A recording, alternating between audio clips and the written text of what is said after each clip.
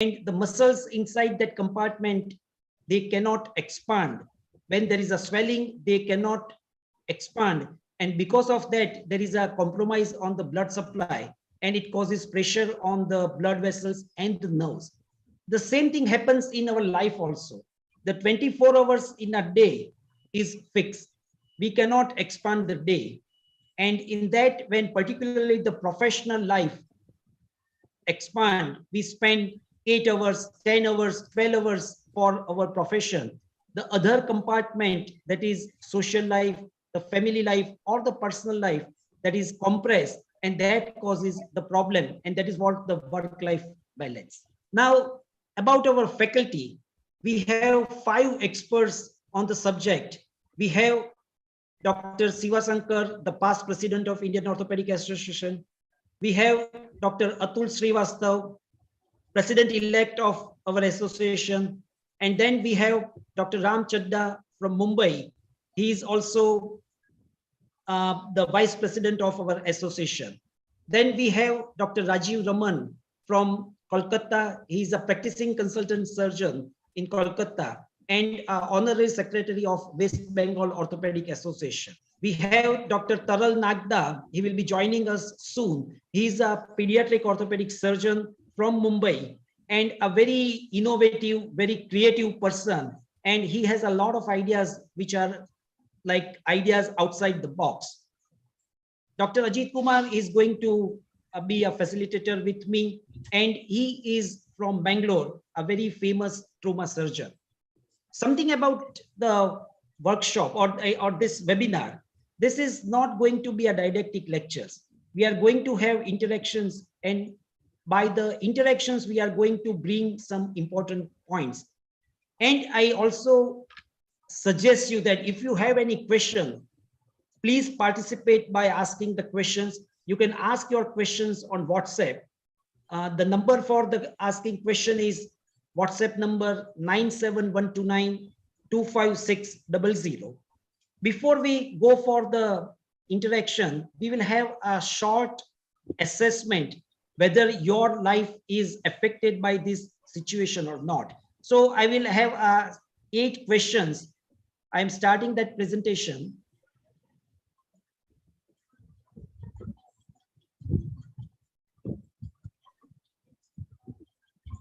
Yes, so before we go for the assessment, if you have any question, please WhatsApp your question to 97129256000. So let's come to the assessment. There are 8 questions, and this assessment is from the book, Balance Your Life and Work. There are 8 questions. Each question has 3 options. So please write down your answer, either A, B, or C, and how to evaluate it, how to mark it, that I will show you after the 8 questions are over. So let's go for the first question. How much of your time does work take up? We have 3 options. A, I let work take up as little time as possible. B, a fair amount. And C, work seems to dominate my life. So just write down your answer, A, B, or C.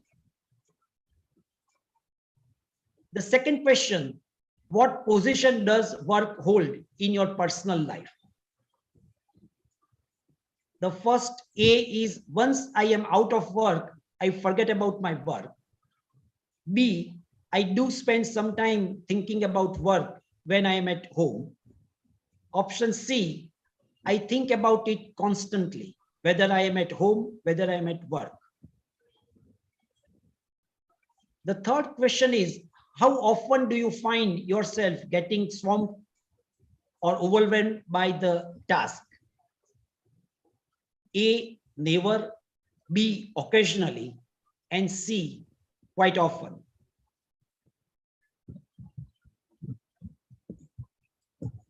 The question 4, how often do you find yourself getting stressed at work?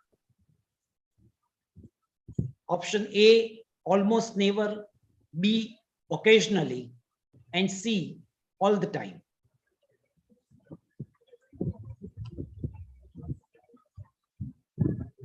Question 5. Which of the following best describe you at work? Very relaxed person. Option B, a balance, and C, workaholics.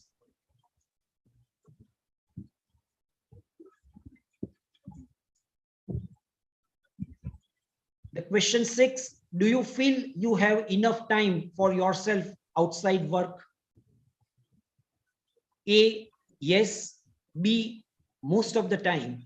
And C, no time for yourself outside work. Question 7, do you feel you are in control of your life? Option A, yes. B, just about. And C, no. I am being swept along by work.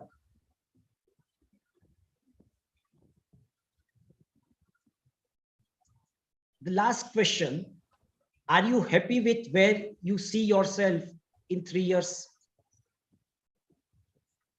Option A, no. I would like to have more. I would like to have accomplished more at work. B, yes, I am happy. And C, no. I would like to have more of life outside work. So these are the 8 questions. Okay, now we move further and we try to see the result. The scoring system is, for A, we give 1 mark, for B, we give 2 marks, and for C, we give 3 marks. So this is how we carry out the total score. I'm giving you one example.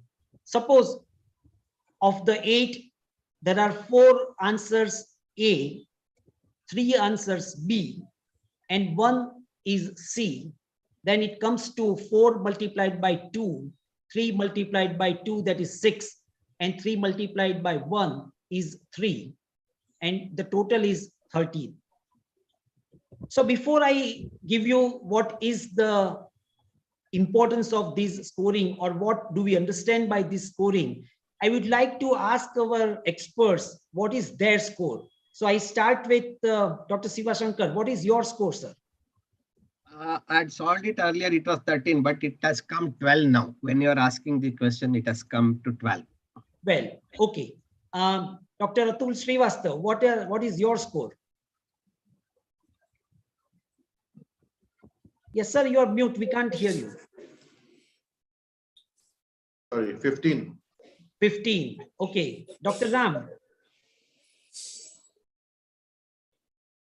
I don't have a score as yet. Give me some time.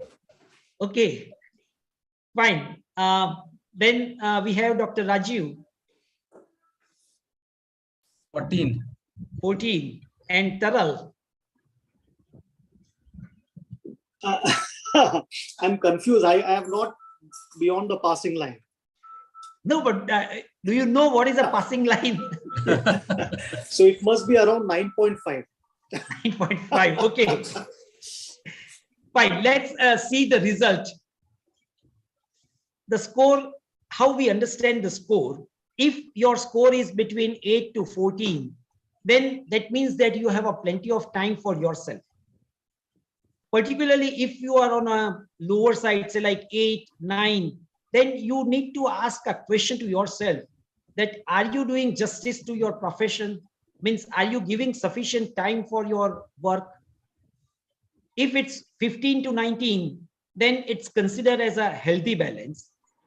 And if it is more than 20 and up to 24, then probably your life is in an imbalance, and probably you are going to learn a lot from this webinar. So with that, I stop sharing the presentation over here, and then we come to the discussion. And I'm sure that this discussion is going to bring out some important points. So I should like to ask Dr. Sivashankar that we have heard this terminology work-life imbalance a lot. What actually we understand by that terminology? I think it's a very personal thing for different people, what is work-life balance. But grossly speaking, one can say it's a equilibrium state where one effectively balances the work or career demands and those of their personal and family life and social life. Work-life balance defines how well a person prioritizes personal and career demands, and it is best to create a schedule that creates a balance between the work and the personal life. So work-life balance is not a timetable or kind of endeavor that I can chart out and give it to everybody that this is the way you cook your work-life balance. No, what works for you today may not work for you tomorrow. What works for you may not work for somebody else. So it all depends on what stage of your life you are, whether you are beginning in your practice, whether you have your own practice or you are working for somebody, you are working in a corporate hospital or you are working for multiple hospitals. So many things depend on how active your social life, whether you are a member of few social organizations like Rotary, Lion or something else, or you are member of so many social some banks, so many things, it depends upon that. So it's a people have their unique work-life balance routines. Things that work for someone cannot or may not always work for somebody else. So to know what is your need, what is your professional goals, what is your family need, what's your social needs, what's your personal needs, and all these things are very, very important to chart out your own way of life, and that will make the stress less for you. And also one of the webinars you had conducted, Dr. Dhiren, which talked about the burnout issues. So the burning out issues will be also less if your stress is less. This is what I understand by work-life balance. Yes, so you highlighted two important points, that it's an individual thing, like it differs from person A to person B.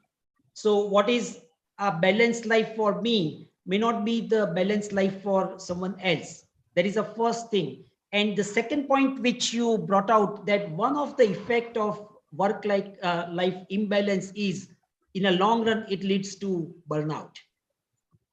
We have with us our president with us, Dr. Professor Ramesh Sen. Sir, I would like to ask you a question. I will be asking the same question to Dr. Atul also, that if we divide our life into 4 areas, the first is professional life. The second is a personal life. First is professional, second is personal. The third is family life, the time which you spend with your dear and near one. And the fourth component or the domain is social life. IOA activity, I put it in that fourth domain, the social life. So can you tell us about how many hours, roughly, it will be different from weekdays to weekends, how many hours you spend in each domain? Yes. As for my professional life is concerned, I spend about 6 hours. That's all. As for personal life is concerned, I spend about 4 to 5 hours. As for IO activities are concerned, we spend about 3 hours.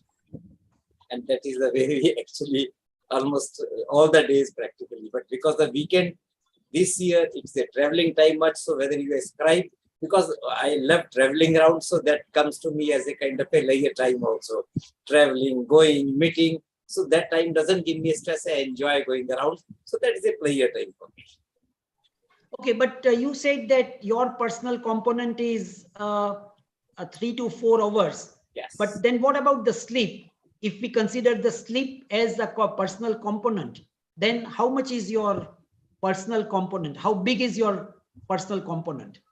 Personally, I take my commitment to my family, my personal friends around. So that I spend about 4 to 5 hours. Right. And what about the sleep? Sleep is 5 to 6 hours. 5 to 6 hours. Okay. Dr. Atul, what is your division of your 24 hours? Dhiren, first of all, I must say that one of my hobbies is sleeping. So I spend around 8 to 10 hours in sleeping. Okay, good. That's the nice way to keep your brain That young. is the time I'm only with myself and my dreams, and I'm comfortable. Now, as far as you asked about the time allotment to various domains like profession, personal friends, society. I would say, I mean, to have a perfect work-life balance is ideal, but it's not always real, I would say. And as Shiva sir said, your balance between your work and life changes with the stage and age you are in life. For example, in your formative years, you are slogging hard to establish yourself. That is 20 to 40 years of age, you're slogging it out to establish yourself.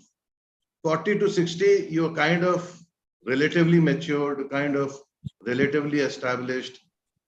So you balance it. You try to balance it 50-50%. So the balance from here shifts here. And post 60, again, you tend to withdraw a bit from your work, you tend to relax. So the balance shifts the other way, and you spend more time on yourself and your family, on the society. This is my take on that. Okay, thank you. So again, you emphasize a very important point that how we look at the life, it depends on the stage and age of the life. That's very important. And you gave a very good overview that when you are younger, your life is different. And when you are near 60s, your perspective towards the life is different. Your expectations, your demand from the life, they are different. So now I would like to ask Taral. Taral, what do you understand by the work-life imbalance? And do you accept this compartment theory? So, the problem is we feel that work and life is different. It's never different. If you take example of our conferences, of course, there are lectures, but then there is music and dance also. And though in a conference, when the lectures end, the entertainment begins. It's never that when work ends, the life begins, or once the life ends, the work begins. It's never so. For me, what I feel that it's a flux state. Work-life balance is not a final destination. It's a journey. It's going to change person to person. And for the same person at different stages in life, it's going to change completely. I'll give you an example. There was a question which you asked, Dhiren, that do you take work home? Of course, yes. You can see Ram and me, we are still sitting in scrubs here, attending this webinar. So if I'm at home or I'm in a movie, but if I get a call from the hospital that the child has supracondylar fracture, I'm not going to say that, no, I'm at movie and I will not answer this call. I'll not take responsibility for the child. We always do that. And that doesn't make us imbalanced. Similarly, if I'm busy with a surgery and if I get a phone call from my wife, I'm not going to say I'm in a surgery. Everybody's smiling, and I will not take phone call from my wife. It doesn't happen. I think it's a flux situation, and more you mix around, and rather than having a fixed menu, if you make it a la carte approach, it works better. I'll give you a few examples. For example, if I'm at work, but on a Thursday for lunch, if me and my wife meet together, at my workplace, it's fun. A lot of our conferences, our families join us. So though it's work, but there is also life in it. And when there is no differentiation, I feel, between work and life, when there is life at work, and when you're living, you're working, doing it with passion, then the balance gets achieved automatically. I hope I have answered that question. Yes, I understand, and like you explained it well, and I have seen Punita accompanying you at various or many conferences.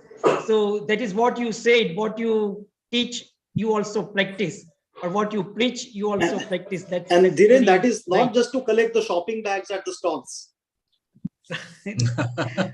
Or going for the shopping, that's the reason. Okay. So I'll just interrupt here. If you see the word workshop, it is a combination of working and shopping. So that is what our conference is. Yeah. Okay, right, good. So now the next question, which is, I would like to ask Dr. Ram, this work-life imbalance, how common it is? Do you really see this in your friends, in your colleagues? Because you travel extensively across India, outside India. And do you see your friends, your colleagues suffering from this issue? Or this is just a hypothetical problem? Thank you very much. Before I answer your question, I would like to say that a very important point has been brought out by Taral, that work-life balance for an orthopedic surgeon in most instances is also work-wife balance. And how much ever you may look at it in a lighter vein, it is important, and it is something which has kept many of us going and is very, very critical. That's the first part. Now coming to the second part, which is your question. Have I seen this imbalance? Yes, sir. We have seen this imbalance. I see it on a fairly regular basis. And we have seen it through our own careers. If you look at those 3 compartments that Atul Bhai spoke about, it's a very, very truthful 3 compartments in life, sir. And like the first compartment where you do all the hard work, but you don't gain much, because all the hard work that you did, somebody else benefited. There's a second stage where you work hard and you get what you deserve. And then you come to that third stage in life where somebody else is doing the hard work, hoping that they will get that, cherry at the top of the ice cream. But then unfortunately or fortunately, without doing much work, you get that cherry. So realistically, that's what gives you the time to have that leisure at that stage. But I have a slightly different take on it, which I want you guys to hear. So today we have 3 formats of playing cricket. We have test match, we have one day, and we have T20. Very few players are able to execute their excellence in all 3 formats. I'm using this because this is something that is very well accepted and understood, because all of us look at films and cricket as 2 important passions for Indians. So it is something which we need to understand very, very clearly, that just like an ideal cricketer would be able to play all these 3 formats, similarly, an ideal orthopedic surgeon should be able to do his work, excel at his work, give adequate time to his family and friends, and yes, contribute to society as a purpose, as a passion, and do something good, make a dent in the society and do something which he would be remembered for, not just as a eulogy, but as something that he has contributed and gone. So this is how I look at it. And I see the imbalances there. It's growing even more. But if we sit back and think, there is a way out. Okay, good. Really nice explanation. Like last webinar, you again explained the 3 phases of practice. Here you explained the 3 phases of life. So I really appreciate the idea. Now I should like to ask Rajiv that Dr. Ram said that he sees this very commonly. But my understanding is that this is not a new thing. Before 20 years also, before 30 years also, we have seen people working very hard. We have seen doctors working very hard. I know few seniors who used to work till 1 a.m. in the morning. So do you think that it is something new which has happened in the current era, which is responsible for this, or it's the old thing? Very good question, Dhiren sir. Actually, if you see, this term work-life balance came into existence in 70s, when people started more of getting this stress, work-related stress, and all those things. But if you see, it has been there since ages, because of the human being, not only the doctor, desire to succeed professionally and push to set aside on well-being, and that was the main issue. If you go in our ancient era also, normally it was like divided, the working part of our life were divided in 3 phases. It was the sadhana, the dharma, and karma. But in 19th and 20th century, the karma came first. The people started more working on the karma, and that was the reason this disbalance has occurred. And if you see about the Vedic science also, I am talking about the ancient Vedic science also, So all mind and matters are interconnected at deeper level. And so that they started doing that you should go for the meditation or yoga or sadhana. So these things has been since ages. And I think with new professional, I think in a surgical line or sometime in our professional life, it has increased in last 2 or 3 decades because of 3 or 4 things, which is important.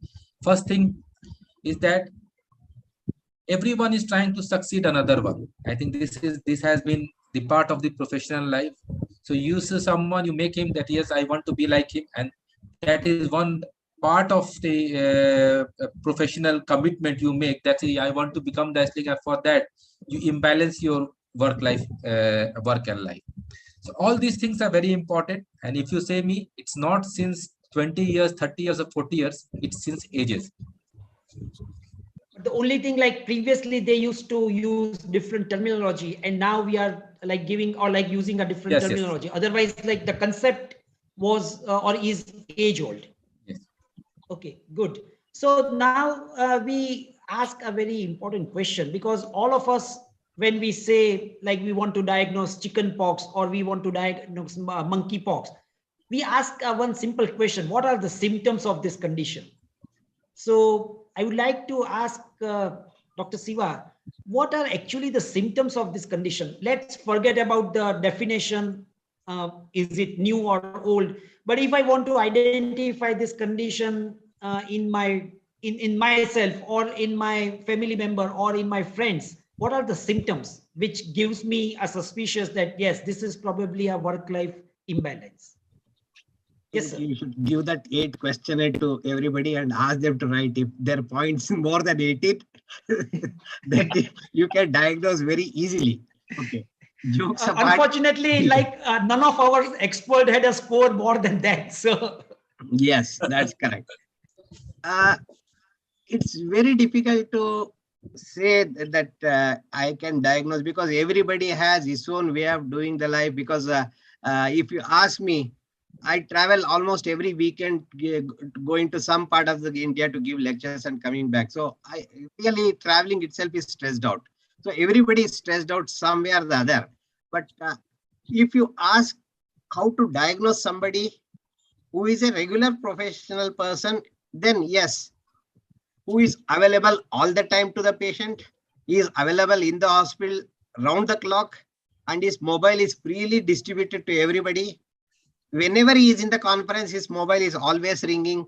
Those are the people I feel that they are stressed out on the work, because they don't know how to delegate the work, how to keep their mobile switched off or not to give their direct number. Because I know Taral gives the contact number of his assistant. Taral is not directly disturbed. The patient will call the Taral's assistant, and if it is real emergency, that will be redirected to him. So all this filtering mechanism happens elsewhere. Then you will not be stressed out. If you are the person who is receiving the call, everybody's call, then yes, definitely you will be stressed out. This is one of the way I look at it. But there are other things also. Like if you ask somebody to come for a movie, yes, he says that no, he's too busy. Or if he doesn't attend a party regularly, or even if there is a get together in the party, one who comes very late. These are some of the things, because he's overworked at the profession. So it's unable to give time for the commitment for social and personal life. Okay, thank you very much, sir, for giving a broad overview of like what are the symptoms of work-life imbalance. Yeah, Dhruv, please. WHO has a definition for this of a physician burnout. Actually, there is a definition, and there are 3 sort of essential, which you have to fulfill before you say that there is a work-life imbalance or a physician burnout. So first is emotional exhaustion. People say कि आज तो मैं थक गया, bore हो गया, कंटाला आ गया. These are the words when people use it's emotional exhaustion. The second is depersonalization. So you don't feel connected to your patients, you don't to your co-workers, your colleagues. So that is emotional depersonalization. Whatever happens to patients, complications happen, you're not affected by that. And the third part is low sense of professional effectiveness. People feel that I am doing so much, but I am not achieving anything. The lack of self-esteem. So these three things constitute physician burnout. So that's a official, definition by WHO. That's all I wanted to add. I think whatever Shiva said, it includes these three things, but this is how it is in literature. Yeah, Yes, that's correct. And what you you- should be happy doing whatever the work you're doing. You should be happy. You should not be unhappy. Means that is another way of looking at this. Yes. Okay, so Taral, what you said is absolutely right. Like these are the symptoms of burnout, but burnout is a late outcome of work-life imbalance. So it is something Yes. like the compartment syndrome is the current condition, and ischemic contracture is the outcome. So burnout is something like ischemic contracture, which you see over a period of time. Before we move on to the next part about the etiology, I would like to ask Dr. Ramesh Sen, what do you think about the symptoms of burnout? I'll put the same thing with Dr. Shiva said in the end of his right now statement, that what are you doing? Are you happy doing it or not? If you're happy doing it, you are comfortable. If there is a stress in doing what you are doing, obviously it is a burnout.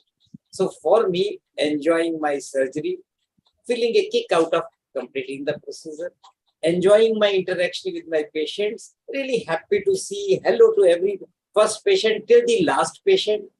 And then in the evening, when you go to sleep, within 10 minutes, if you are getting a sleep, you are a comfortable person.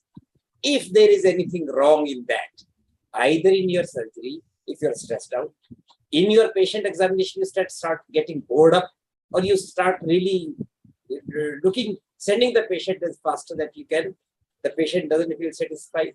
Or when you start getting up in the sleep also, when you are not comfortable with that also, I think these are the things which make that you are not right at the spot on the imbalance or balance. Okay, Ram, I would like to ask you about, like you said, the work-wife imbalance. So what are the symptoms? You said it's not work-life imbalance, it's work-wife imbalance. Sir, I said that an integral part of work-life balance is work-wife balance. Right, yeah. In the sense that most of us are so deeply entrenched in our work that the multifaceted human being within an orthopedic surgeon unfortunately cannot live up to all the other roles that he has to live up to. Please understand.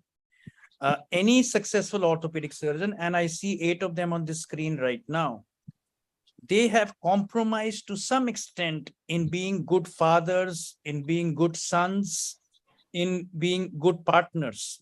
And when I say that, I don't just mean work-wife, but it means there has to be somebody who's going to actually take care of that aspect of them. And I've noticed it that a lot of people who are very complete have a partner who fills in those defects, if I may use the word, in their ability, not because they didn't want to do it, but because they could not do it. So that's where I'm coming from. So we have to have that excellent camaraderie with a partner. Your wife has to be a friend. And that's very, very important. That's where I was trying to say, like I've known Punita and Taral probably as long as you have. We'll take rounds And because I know the two of them are the best of friends. And I know that. So that's the way it ought to be. Good. So we have understood about the symptomatology, the overview of this condition. Now we go on to the next important phase, that's etiology, or what actually caused this problem. And I request my good friend Ajit about to ask few questions to our expert on that point. Over to you, Ajit. You're muted, sir. Thank you very much, sir. I think in all the discussions that we have had, we have alluded directly or indirectly to some of the causes, but specifically what could be the causes that lead to work-life imbalance. So I'll start off with Dr. Atul. In your opinion, what do you think are the possible causes that leads to imbalance in one's life? Personally, I feel that you yourself are the most important cause of imbalance in your life. It is up to you to create that balance or imbalance. I believe, very strongly believe, that each and every individual, every human being is born an individual with individual capabilities and abilities. So you should always, and of course, some imperfections too. You should try to realize that and always try to be the you are, rather than emulating and being the he is. The moment you stop being the you are and try being the he is, you are inviting imbalance in your life. That is my simple take on it. Okay, that's putting it very succinctly. The same question to Dr. Ram. More elaboration on the possible causes for work-life imbalance. Sir, I loved Atul Bhai's answer, and I'm now getting sort of intrigued, and I'm going to give you an answer which I had not planned. So I'm coming up with it. Sir, I feel that the imbalance begins very rightly within us, and within those three things that I allude to all the time: your head, your hand, and your heart. Now, for me, a person who is perfectly balanced in life is at a stage where he has a URL. A URL, as I know from these computer geeks, is a very interesting word. It says Uniform Resource Locator. Am I correct, sir? Dr. Dhirendra Gandhiwala and Taral, you are smart, brilliant guys.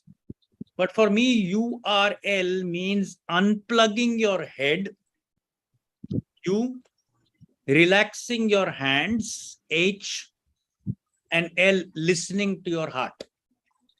Anybody who does anything contrary, which means he doesn't unplug his head, doesn't relax his hands, and doesn't listen to his heart, will have work-life imbalance. This is my in short answer, and I play with the head, the hand, and the heart all the time. So enjoy yourself. That's where I am. I think that's a fantastic answer. I think it sort of also gives us a check, self-check, those three words that you have said. Now coming to Dr. Rajiv Raman, you know, what Dr. Dhiren Bhai had in mind was, you know, a lot of these, at least the juniors that who work with us or work under us, or we see around, or even in our own homes, they work different hours, different shifts, and that sort of thing. So is that likely to cause burnouts or dissatisfaction or some sort of imbalance in his outlook or in his career? I think this is very good question. And Ajit sir, usually what happens, the shifting of the duty, it has been there in emergencies, and in orthopedic practice, normally we have to deal with emergency. But in our Indian scenario, or I can say you Asian scenario, we don't have any distributed duty hours. Now in Western countries, you can see, even if you go for a NHS job, now they are distributed hours that you should work, and you should have a work for the night duty, or you should have this work duty in 3 shifts or 4 shifts. Normally what happens when a resident join, a junior fellows join, it's like that they don't have any restricted of working hours. It's like 2 or 3 on call in a night, 3 or 4 2 or 3 night duties in a week. That definitely decreases your surgical accuracy also and decision making also. And this has been proven well in one of the study in NHS. So if you go for more than 3 night duties, in the morning hour, you will have your surgical acumen and the surgical decision making will be affected.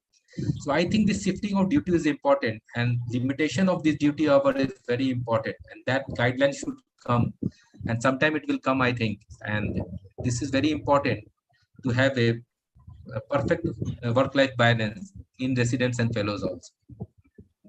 So is that going further in that duty hours, is that something a new concept? Or because if you listen to our seniors, they say we worked 3 nights at a stretch. Yes. We did, all through the night we were operating. These are the stories that you hear from our seniors. So is that generation a different attitude to the current generation, or is it something with the modern life that one has to look after one's health that's more important? Dr. Rajiv? Yeah. So if you see, to cope up with the stress, I think, yes, previously there were no definition of working hours. It was like if you have joined a residency, it's like you are 7 days you have to work. That was the main.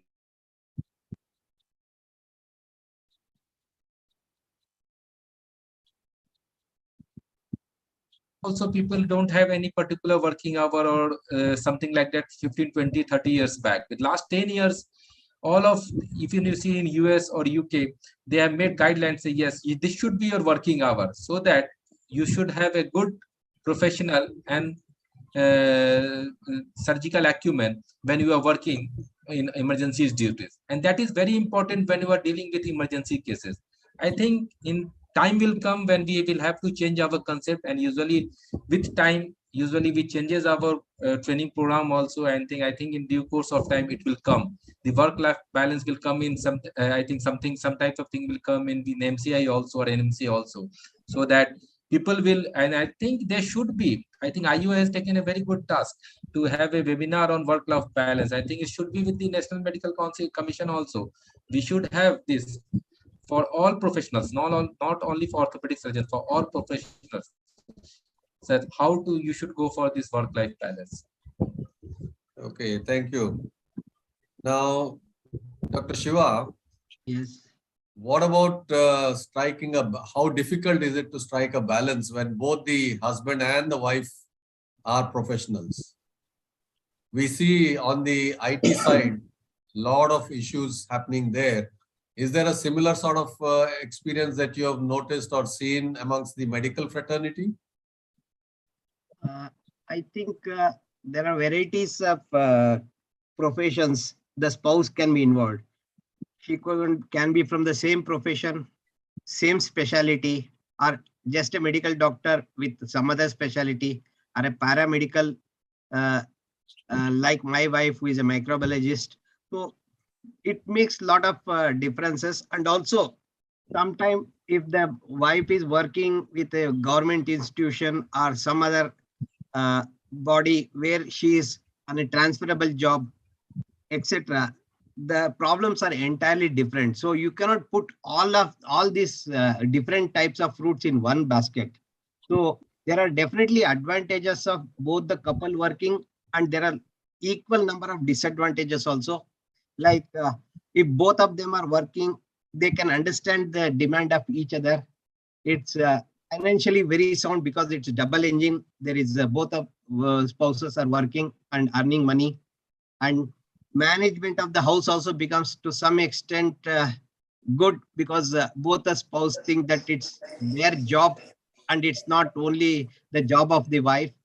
And sometimes we think that the children will have a negative aspect with both the spouses working or the parents working. But there is a positive thing here also, because slowly children learn to be less dependent on their parents and tend to find their solution for their problem on their own, and they become self-sufficient and self-reliant quite early. And it also depends on the whether you have a children have their grandparents or somebody in the house to look after in the absence of their parents. All those things makes the equations different for different working class people, because some of the hospital where I visited, both the spouses are working, but the hospital staff members also live in the house.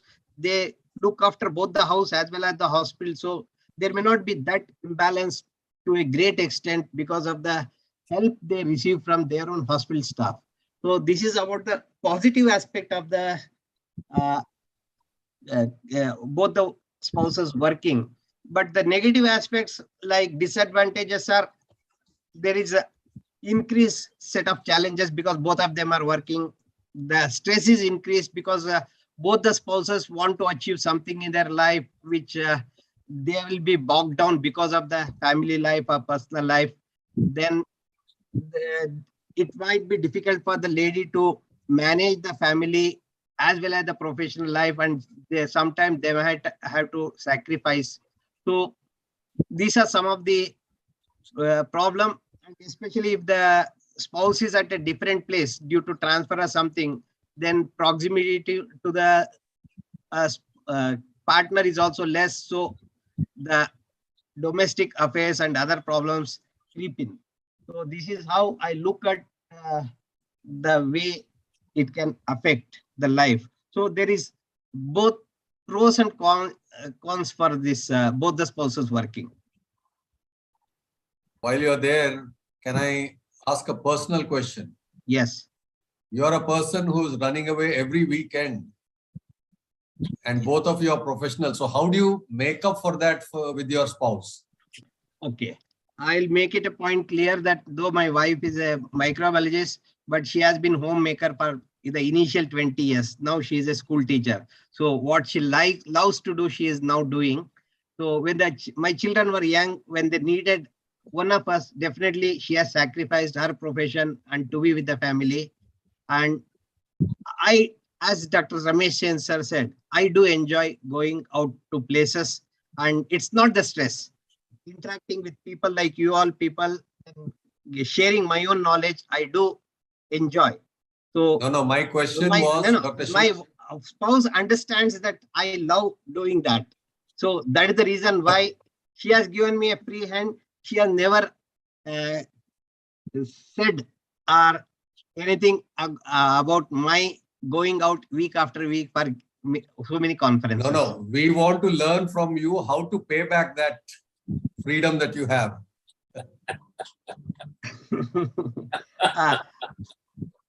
It's very difficult because it's the understanding wife is the one, so you have to ask her only. Yes.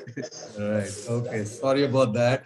Going beyond my brief, I think. No, that's fine. Anyway. Perfect. So now Dr. Ramchandra talked about work-wife imbalance. Dr. Taral, how do you address this work-wife and Wi-Fi imbalance? That is the role of social media in our working life. Ajit and Dhiren Bhai, if there was no social media, no Zoom, no Wi-Fi, this program itself would not be possible to be telecast. And you know what's a wonderful thing? People are watching this in their drawing room with their family, with wives, across India and maybe so many other parts of the world. And this has been possible because of social media. See, a lot of people feel that social media should be called anti-social media. And anti-social because it does damage to one's own life, to health, to the family life, to the work. I feel in my case, actually, social media has helped me to organize my life. And when you organize your life, there is balance. Achieving balance is about organization. I'll give you a few examples. Because we have social media and WhatsApp groups, it is possible. I'm sitting here, I have a supracondylar fracture coming at SRCC Children's Hospital. My resident can send me a photograph and I can say, give this child a slab, and I don't have to go and see that patient in middle of night or in middle of this webinar. So, that is how they help us. There are many things how social media will help, and all of us, you must be using it. Now, latest what we have been using is WhatsApp bots. Now, WhatsApp bots is a technology where a WhatsApp number answers for you without your presence. So if send a question to Ram Chadda, and if there is a patient who needs his appointment for a spine consultation, the bot will ask, do you need an appointment or it's an emergency? Is it a routine or it's an emergency procedure? And bot will give the appointment. So you don't need a secretary, you don't need to answer these things yourself. And that will save your time. And the time which you save in non-productive work is the time which is utilized on personal health, on personal growth, and for your families. So social media is there to help. Social media also helps in your life. I think it's because of social media I have been very close to my kids now who are not staying in India right now. Without the Zoom calls and WhatsApp groups, Ram, how would we keep in touch with our family and friends who are from across the nation? We have a KM group, Ram, you have a Science group, and it's fun to be with that. That's our life. And without social media, it wouldn't be possible. Without Facebook, we would not know that Sandeep Patwardhan is at Greece and enjoying with his wife. So these are all part of living life. And I think without social media today, there is no balance. Any person who says that I don't have WhatsApp, I don't carry a smartphone, there are few of them, we know them, who don't have a smartphone. I think their life is not balanced. Thank you very much. Can that be overdone? Can the social media part of it, can it take over the life of a practitioner? So what people do is, in their family time, in their personal time, they give a large percentage of time to social media and to television and Netflix and all non-productive items. And that's lack of priority and that's lack of focus. So that is something which is strictly no. Coming to Dr. Atul on the same or similar theme, Dr. Taral briefly mentioned about TV and Netflix. So these sort of entertainment channels, do they play a major role in the work-life imbalance that you notice in your juniors or friends or acquaintances? Yeah, surely and hugely. Ajit bhai, I would say I agree with what Taral said largely. All of us as children have written an essay on science, a boon or bane. Vigyan, Vardhan ya Abhishap. All of us have written. So to have a modality is good. Now, whether you use it, misuse it, or abuse it, it is up to you. What Taral bhai mentioned is absolutely fine. Life has become so easy now because of these modalities. But at the same time, once you are at the airport, just observe the people. 99.9%, including yourself, will be hooked and logged into your mobile. Now, what they are watching, I'm sure they're not watching a supracondylar fracture there. So, I mean, to misuse and abuse a particular modality is also not good, which is today very, very prevalent. It completely isolates you from the rest of the world. You are in your own world watching whatever you wish to watch and killing time, wasting your time. So there are both ways to look at it. Of course, it's a fantastic modality, but provided used judiciously. So spending time with family, with Netflix is a good thing. Balance in that. Yeah, sir. In the COVID times, it was a very good thing because we had nothing else to do. But then people got addicted to it. And as a consequence, you see the effect of OTT, that our Bollywood is in doldrums. So everything has its faida and nuksans. And the balance is that faida or nuksan be balanced right the better way. Okay, thank you. Ajit, I just want to interrupt here for a second and Yes. want to give a tip. There is a facility on Netflix where different family members or friends in different countries can watch a movie together and discuss. So then it Okay. becomes balance. If your, parents are in one room, your children have come, and still you're not paying attention to them and watching a Netflix serial, then that is imbalance. Thank you. So, on the same note, Dr. Ram, how do you manage your WhatsApp, email, and being now the election officer, your responsibilities are so huge. So how do you strike a balance between all these social or social media activities, let me say, and at the same time having a balanced life?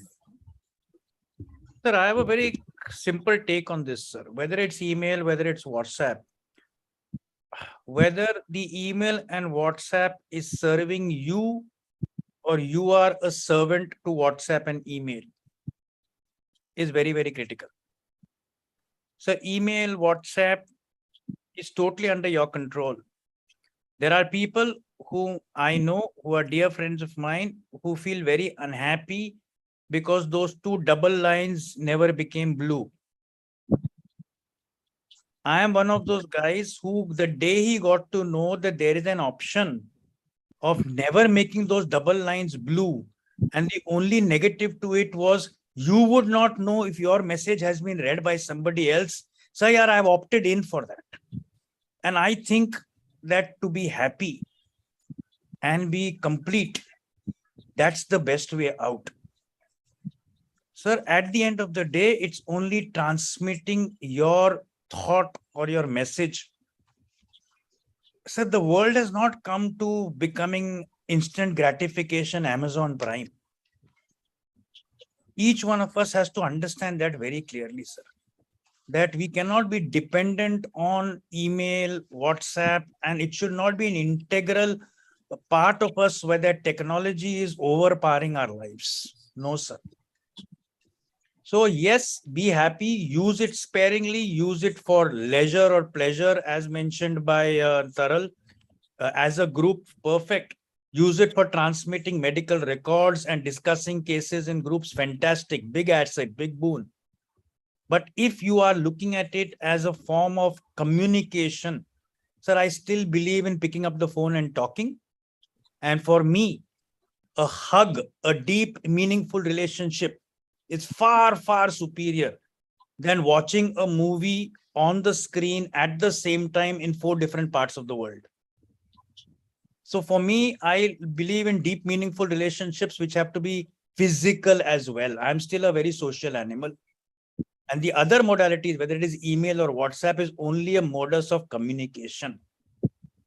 So I am very clear that they have to be your servants and you cannot be their servants. I'm very clear about it. Thank you, sir. With that, further, Dr. Dhiren Bhai will take over. No, Rajiv wanted to add something. Yeah, I think this is very important, what Ram sir told. So don't get addicted in opening your WhatsApp and email every half an hour or 1 hour. Make it a time. In the morning, just see for half an hour, afternoon, either during lunchtime or in between OT and evening. And this, I think 3 times in a day is good enough. For male, I think one time in a day is good enough. Because now, if you see in psychiatrist also, the children, young guys are coming with the addiction of WhatsApp and email. Even in the midnight, they are opening the WhatsApp to see. And in midnight, they are opening the Facebook to see the likes. Addiction of social media. I think one should not get addicted to the social media. Okay. Another Thank you, thing I Rajiv. can add. Yeah, Another please. thing I can add is just you keep your all notifications silent. I mean, otherwise, every time tong tong tong, Yes. you keep on, your night sleep will be disturbed. So keep it in silent mode. All the mobile should be in that. Yeah. Thank you. Yeah, before we move on, I would like to ask Professor Ramesh Sen, what is your understanding of the causes of work-life imbalance? Is it the social comparison is responsible or overwork is responsible? What is the reason for that? I personally think that it is the expectation from yourself or expectations by other to you which you have to comply with, they create a kind of a stress on you. If you have a ability to control yourself, yes, this is what I have to do, and this is what I enjoy. I always take it as a big point. Whatever work is given to me, if I'm doing it with that enjoyment, I'm always happy. But if I have to do it something where I'm not interested, I have to force to do it, I don't enjoy it, then it becomes a burden to me. So looking at, when I remember when I was a resident, and again talking about for 6 months, I was the only resident in the department. But then it was a kick. Yes, I know I'm the only one. So the way you take it, because every night I was on duty, every daytime I was on duty, for 6 months I did it. But it was a challenge. It cannot be forever. I know that's a privilege. I take it like that. So I enjoyed it. And that is what I'm saying. That was the maximum stress on me at that stage, so-called. But because you enjoyed doing that, because I knew that I am the only one who is doing it. So it is the way you take that stress on yourself. Now I have made it out that I will only work 4 days a week. I won't work next 3 days. I feel very happy because I know I'm in control of myself. I know that I have to work for 6 to 7 hours only. And rest of the time is for me to do whatever I want to do. So it is basically the expectations by yourself or by somebody else on yourself, which actually makes your mind to be stressed out or not to be stressed out. That is the take which I take. That the thing which you enjoy, you are never stressed. The thing which does not make you happy, which make you under kind of a pressure, will definitely be a stressful. Yes. So what you said is very important. Like when you are in control of the decisions, of the options, then probably it's not a problem. But if I am not in control, let's take an example that I am a junior person. The senior person is relaxing at home and the emergency come and I have to go to attend that emergency that's at 12 o'clock in the midnight or 1 o'clock in the morning. So that is what actually I am not in control because I am working under someone. So that is, I think, one of the reason, because every human being wants to be in control. And when we are not under control or we are not in control, we feel unhappy. And that is probably one of the reason of that. So that is something like, let me give you an example. Like my son is working in an IT company. He wants to go to a doctor at 5 o'clock. The doctor has given an appointment at 5 o'clock. And if he cannot leave his office at 5 o'clock in the evening, then probably over a period of time, he will start feeling that because his life is not under control or is controlled by someone else, he will start feeling bad about his working hours. And that would probably lead in a long run to whatever we call it, burnout or unhappiness or whatever like that. So in that context, I would like to ask Rajiv this question, that if some junior person comes to you with a similar complaint that my life is not under control because of the reasons which we discussed, what will be your suggestions to him? Now we are moving from cause to like the how to solve this problem. Yes. So let's start with This the is junior very important aspect. Yeah, please. Yes. Thank you, Kiran sir. And this is very important aspect. I think when your junior think that his life is being controlled by you, I think there is some, it's not work life, it's something professional imbalance between you and your junior. And this thing normally we learn in early part of a professional life, what Ramesh Sen sir told. So we used to do long hours of duties. We have never complained about that. We used to do 2 or 3 nights also, and our senior used to say that this is the way you should know how to cope up with those stress. This is important, and this is the part of your training. But now you think if your junior comes to you that yes, these are my issues, I think the best thing is that you should have a sitting with him, try to counsel him, and see whether this is one of these in the first part of the discussion we were discussing, this is one of the sign of emotional disturbance also, whether he is stressed or not with work-life balance. So this is very important, because if your junior is thinking that you are controlling his duty hours, you are controlling his work hours, So very important part is that you should sit with them, counsel him, and try to help him out, because it's overall your physical, emotional, and mental health which is important for you also, your junior also, and for everyone to work as a in a group in a better way. Okay, good. So that's a good tip for the junior coming to you for your advice or suggestions. This is how you would suggest. Taral, I would like to ask you one important question. That Taral, are you there or not? Okay, fine. So let me ask this question to Dr. Ram. Dr. Ram, a lot of people I have seen that they work from 7 o'clock in the morning to 9 o'clock in the evening. They have the same life from Monday to Saturday. They go to the hospital in the Sunday also from 9 o'clock to 2 o'clock. And then they say that I will take 2 weeks vacation with my family. So they try to compensate the overwork which they do. They neglect their family for 345 days. And then they say that the 20 days vacation is sufficient. Do you agree with that idea, or you disagree with that concept? Sir, I agree with it partially. Which part do I agree? They should take the vacation. That's the part that I agree completely. Now I'm bringing you to the part which is independent of the vacation. The vacation stands. It's an integral part. It's an aha moment in their life. Now let's come to that time when they are starting, let's say at 7 in the morning and going on to 2 at night. Sir, I'll be very frank with you, and I'm sharing this is on a personal note, sir. Sir, I used to do OPD Monday to Saturday at one stage.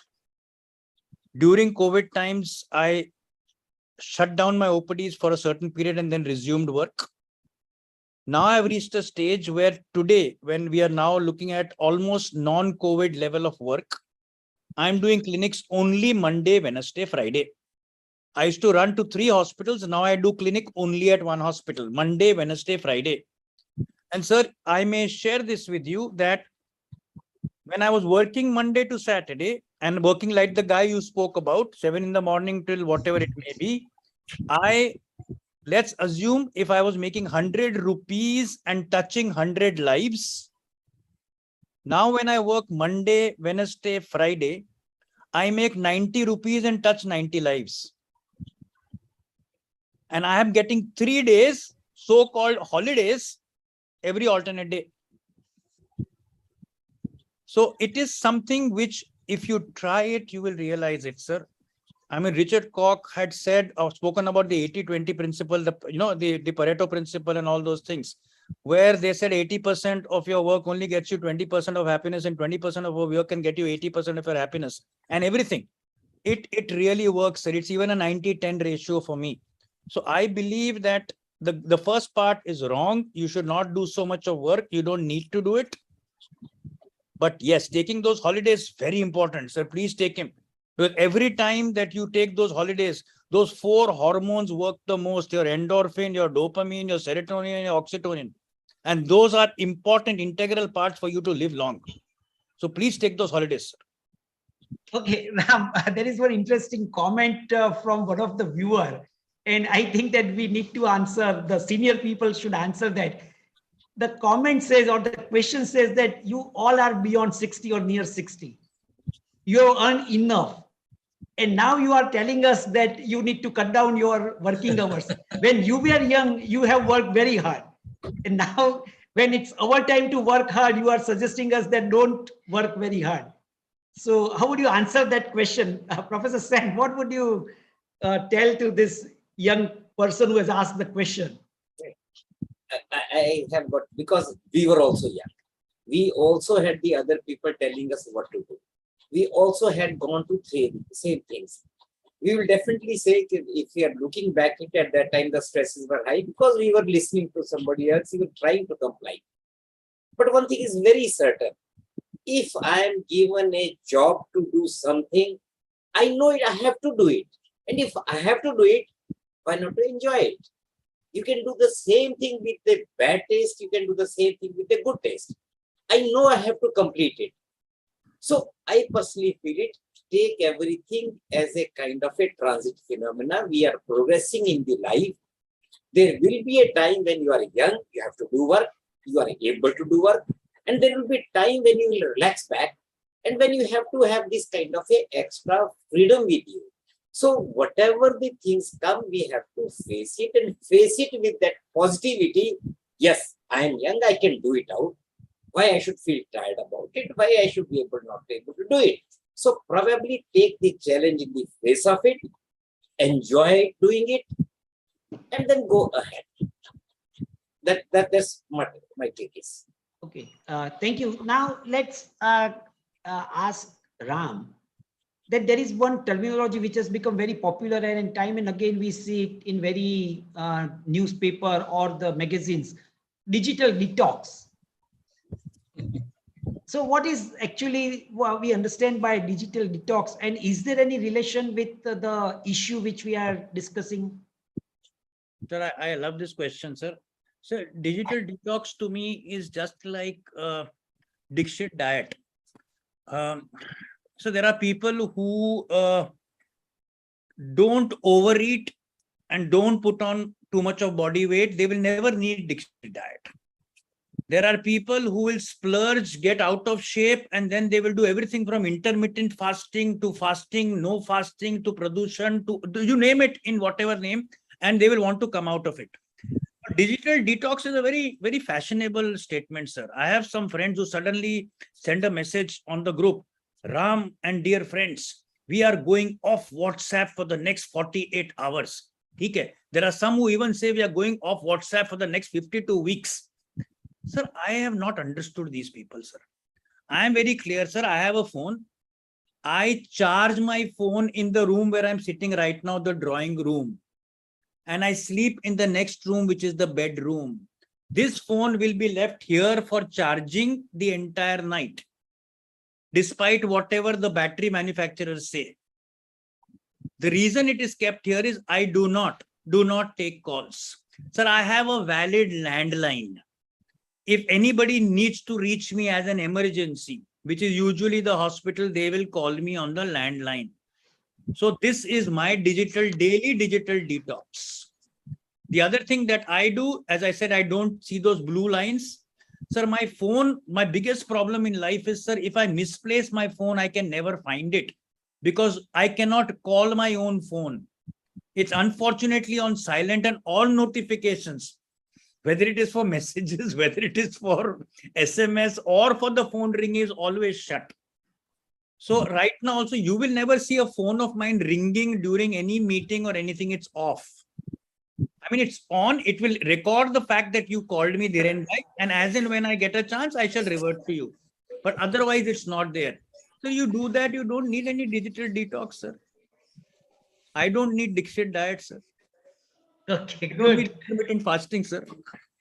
Good. Now let's come to Dr. Atul. Next year, you are going to become president of our association, and you will be traveling to various conferences. And some young person, the junior doctor, will come to you and ask, sir, can you give me some tips about how to avoid this problem? What will be your suggestion? Or someone, the person who is starting his professional life after passing the MS, and he comes to you for your suggestion, what will be your guidance to him? So first of all, what I said, I would like to reiterate that I would like to tell him that you are a born individual and try to be that.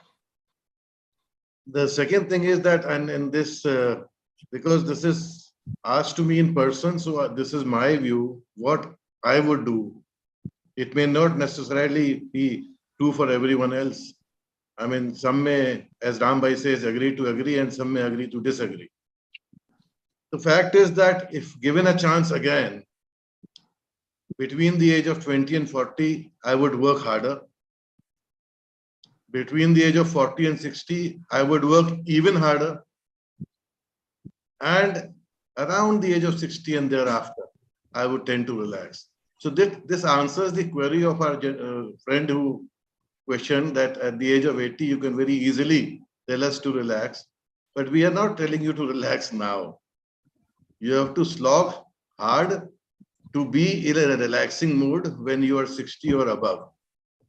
And during this course, the whole course of time, maybe right from when you're 5, 7 years of age, it is very, very important, personally, I feel, to prioritize your health. We've all seen the example of Mr. Rakesh Jhunjhunwala. You may achieve whatever you can, but let me tell you, if health is by your side, you have ample time and opportunity to fulfill all your commitments, may it be work, may it be friends, society, whatever. And the second very important aspect of professionals like us who are under stress, sometimes during surgery, sometimes post-surgery, you need to de-stress yourself. And to de-stress yourself, the best thing is that you need to have some hobby or the other. May it be music, may it be sports, may it be reading, writing, or watching good things. So these are the important aspects, I feel, of life. Good. Then, Rajiv, I would like to ask you another terminology which is become like the digital detox, that yoga and meditation has been suggested as a remedy to every problem. You talk about a burnout, then it says that it works. You say the cognitive decline with time, they say that it works. So what do you think, like yoga or meditation has any role to play in this? Because when you do yoga and meditation, you are probably using your time from the personal domain. And is it really going to have more effect on that? Yes, Dhiren sir, if you see, there is a term called unplugging yourself from your professional life, and yoga and meditation is an important part of that. So you can unplug yourself. It's not only that, sometimes you can unplug yourself while you are traveling from one hospital to another hospital also. And in that term, the meditation and yoga works. Lots of my friends and senior I have seen, they do this while they are traveling also from one part of the city to other part of the city also. And in Vedic science, this has been written that yoga karmasyu kausalam sabhata yoga uchyate. That means that he who works with calm and even mind achieves the most. This is very important. Okay, good. So definitely yoga and meditation has something to have a positive role in this condition. Good. Now I will be asking all the presidents of our association that how do you manage to be at the helm of our association and to manage the work-life balance? So let's start with Dr. Siva. How did you manage during your tenureship? Or before, like 2 or 3 years, because you really have to work hard to become a president of our association. Thanks for the COVID. I did not have to work too much. Anyway, definitely, see, you have to go to many places, meet people. So many things do happen when you are contesting for the election. But fortunately for me, I've been doing this traveling for more than 20, 25 years. So right from 1996, I've been traveling almost to 20, 30 places every year. So I don't think it was too much of a taxing for me. And probably I'll rather say that I was traveling more before I decided to contest for the election, and I was traveling less during the time of election because few people didn't want to call me also as faculty. That could be also the reason, but whatever it is. But like Ramesh said, I do enjoy traveling. I have traveled with Taral, I have traveled with all the people here many times. We keep going to places, enjoy the place and enjoy the whole journey itself. For example, on this Sunday, I was in Bid, but Saturday, one of the doctors from Parli Vaidyanath called me, why don't you visit this one of the Jyotirling when you are coming to our district?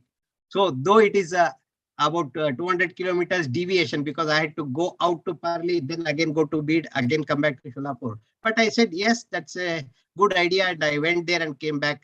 Similarly, whenever I go to some place, I would rather sleep in the room and waste my time. I attend the whole conference and go to nearby places. Like we went to recently to Agartala, myself and Dr. Ramesh Sen. As soon as we landed, from the airport, we directly went to Tripureshwari Mandir temple, which is about 60 kilometers from Agartala. Then we came back in the evening. So enjoying what you're doing makes your traveling stress-free. I don't say it is totally stress-free, because many a time the time is not in our hand, because sometimes the flight schedule gets delayed or the train goes delayed. So many things happen, but enjoy whatever is happening, because once it is not in our hand, it's better to enjoy as it is. I think Professor Ramesh Sen also has the same philosophy, that enjoy whatever you are doing and enjoy traveling. Incidentally, I have got few other things also, because with the PGI being my lot of time there in PGI, that gives the opportunity to go world over. So I have been able to travel reasonable amount of, now I can say I would travel to about 75 countries by now, 73 or 4 countries. So you tend to have an excuse to go to that country, and your academics give you that an excuse. And when you said coming to the presidentship, as Dr. Shiva said, we love traveling. So everybody was asking, you're going every week. Yeah, I have to stand for presidentship. And I mean, that is such a good thing. Yes. Yeah. Why I should not travel? I have to stand for, I have to meet people. I have to get people voting for me also. So it was such a good excuse. So whosoever was asking, you are going every time. And I am standing for presidentship. And that happened subsequently for the voting also. And this year also, I am a president. I have to go, So it is the way you think of it. And frankly telling you, as you were saying about the time, once you are on the aeroplane, once your things are done, your social media is off, you're off, you're on your own. Whether it is 2 hours flight, 4 hours flight, 3 hours flight, now you're peaceful in your mind. You want to do whatever you want to do. You want to read, you want to write, free, because nobody is likely to disturb you for 2 hours or 3 hours, except for the coffee, tea, whatever you are taking. So you do have those moments of yourself with the kick which you get out of traveling. As Dr. Shiva said, yes, right now, last week I was in Mysore. I went to 4 temples in the evening. I went 6 o'clock in the morning to another place to see it out. Whenever there is a opportunity, and I remember, wherever there was this thing, you search out what else you can see. So probably this kind of a thing is possible. As a president, you have got a very good excuse. Yes, I have to go it out, because after all, I'm president. People expect me to be there. Why I should say no? And that is the reason which makes us comfortable, happy, and that travel never looks a stress. It's always a key. What will be the excuse next year? That will be, people will still be inviting, and I am still counting it over. Yes, please invite me if you want to be there, because now I want them to invite me also. Before I ask, please. I would like to add earlier, because many times we have to give talk also, and we have to prepare. That earlier I used to take my laptop along with me, and while traveling in that flight or traveling in the train, I used to do the final preparation. Even at the venue, I used to do the final touch-up. But in the last 3 years, I don't carry my laptop. That has given me a lot of free times. Whatever the preparation has to be done, it has to be done sitting in this room here only, and I carry my presentation on the pen drive. So last minute stress out about the presentation will also not happen. Yeah, that is also very important. And I agree with that. Now I always carry a small pen drive with whatever is to be done. So that is not a stress now. So that's a very important point. I learned it from Dr. Tanna, because I never saw him with a laptop. So I learned it from him. Okay, thank you. So now we are coming to the end. I just would like to ask Taral the last question. That you are not the president of Indian Orthopedic Association, but still you travel as much as the presidents of our association. So how do you manage such traveling and try to manage your balance? Dhiren, there are some incidences in life which change your idea about work, your idea about life, and your idea about balance. I used to travel a lot. It was my passion, but now I've realized that journey within is more important than journey to any place in the world. The balance within is more important than so-called work-life balance. I think these are all superficial terminologies. If you are at balance within yourself, then whether you're working, whether you're with family, whether you're in a flight, whether you're going to a temple, whether you're giving a lecture or listening to a talk or attending an IOA OrthoTV webinar like this, your life will be always in balance. And that is what I've learned in last 2 years. Thank you. Okay, thank you. Because now we don't have time, I request Dr. Ajit to give a summary and the take-home message, because we discuss so many things, and a simple revision, the quick revision will be of great help. Over to you, Ajit. Okay, thank you, sir. So we've had a wonderful discussion for an hour and a half now on work-life balance, and I think a lot of facts of life have been elucidated here.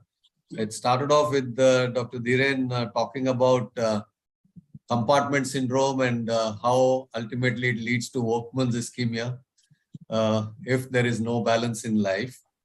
Dr. Shiva said, as for the definition of work-life balance, it is a state of equilibrium, and it varies with a person's stage in life. It also depends on his working pattern, the social networking one has, and it varies at different stages of one's own life. Dr. Sen said he devotes about 6 hours only for his profession, 4 to 6 hours for his family. I think just 5 to 6 hours for sleep, and most of it is on friends and I think his academics as well as the administrative jobs that he has. And Taral, as for the definition, said it's like a flux. There is no clear-cut definition of this work-life balance. It's a journey. He said I think the term that he used is it's like a workshop. So something to that. Yeah, I think work-life balance is more like a journey which you undertake with your own family and partner. So coming to the question about what is this imbalance and why whether he has seen it around, Dr. Ramchadda says it is quite common, and he has seen it quite often happening to juniors and all that. And he gave the comparison to cricket, 3 modalities of cricket, and how one person may not be good at all 3 modes, and that's why sometimes these sort of issues crop up. And Rajiv Bhai, in a very nice way, talked about sadhana, dharma, and karma.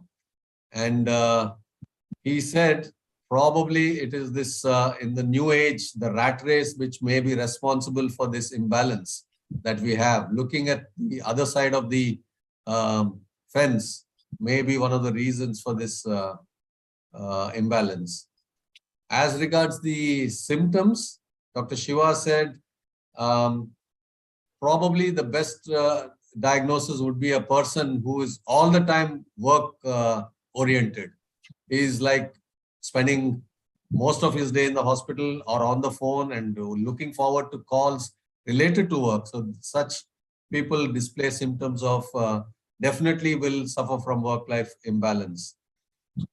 And Taral said, gave the WHO definition for that, the emotional exhaustion, depersonalization, and a low sense of professional achievement. That's what he said is the WHO definition as regards symptoms. Coming to the causes, Dr. Atul said oneself is the main cause for this imbalance. If you are a whole person, you will adapt to all scenarios in life, and you should not be having any sort of issues. The term that he used is you are you, right? So that's the crux that he talked about.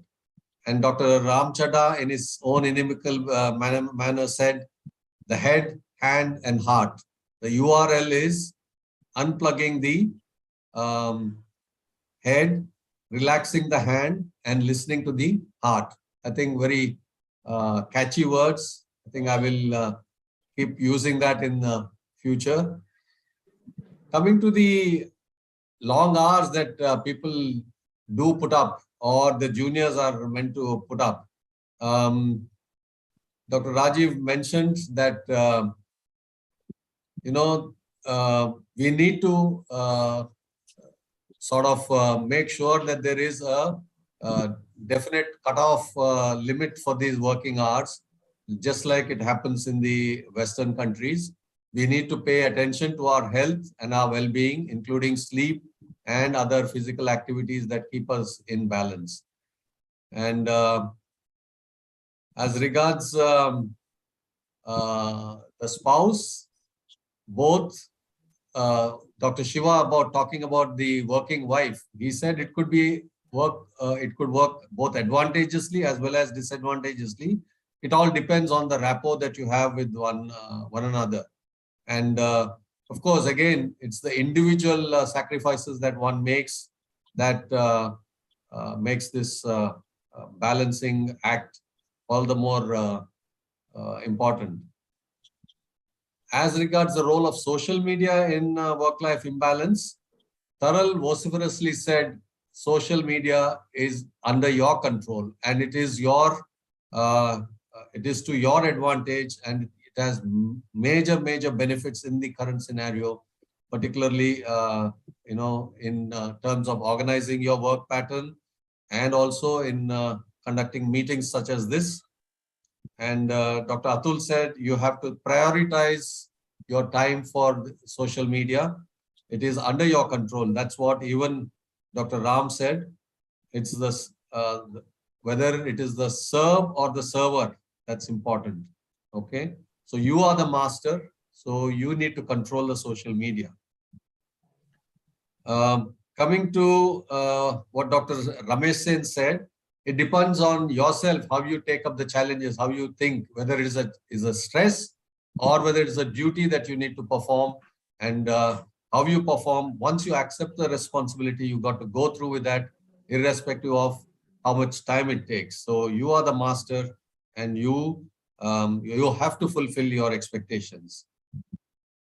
Coming to problems the juniors have with work-life imbalance, Dr. Rajiv gave his advice that we need to sit, we need to have a long chat with them, we need to work out what the problem is and work around that problem, and you give them a patient hearing and probably you give your time to them. That's what is important. And Dr. Ram talked about the 80-20 principle, how to avoid this sort of issues with the youngsters, how to advise the youngsters.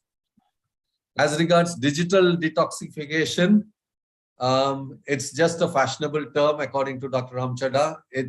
You need to detoxify every day, or on a day-to-day basis, or even a week-to-week basis. It's not a year-end thing that you look forward to.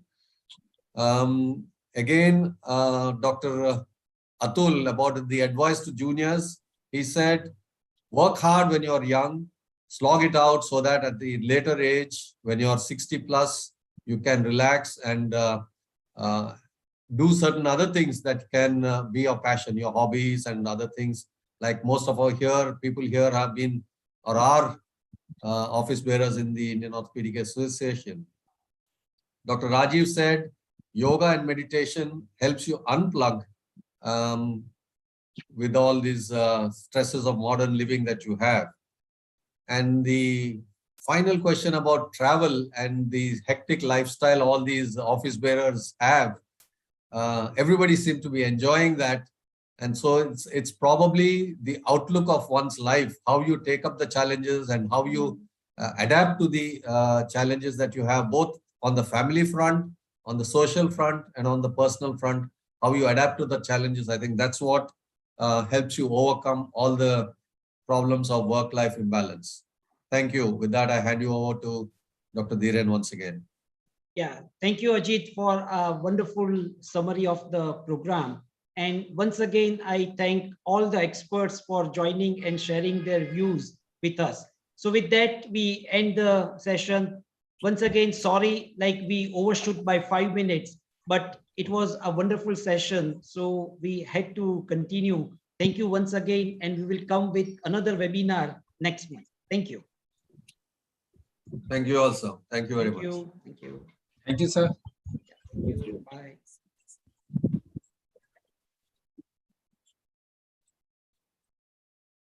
Recording is off. I think Rishi is sleeping.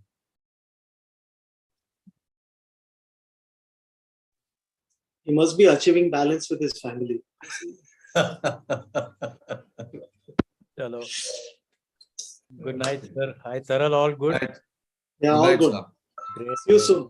Okay. Bye. Bye, sir. Bye-bye. Good night. Good night. Bye-bye. Cheers. Thank you.